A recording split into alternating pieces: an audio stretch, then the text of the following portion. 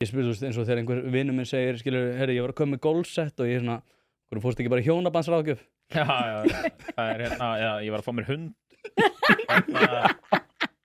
En þetta sko einmitt. Það svona stefna mínu heimili, það ekkert mikið golf fyrir en kannski að börnin orðin svona 10 ára eða eitthvað. Já, ég meina, en líka bara... húkta þessu, ég veit að ég verð alltaf í golfi. Það finnst líka einhvern gaman í golfi, sko. Það enginn bara, mér langar hérna að vera með einhverja járnprik að skopla einhverjum bolta hérna. Boxari, sko. Já. Þetta finnst þér þetta fyrirlitlegt. Ég held þetta með henta mér, einhverjum svona göngutúrar í guðskrænni náttúrunni að slá eitthvað eins og... Nei, menn auðvitað fá makar leið á hvort öðru.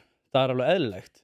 Já, ég gerir ráð fyrir því. Ég bara, ekki golf aðal hjónasportið? Þannig var mér selt þetta heima á mér.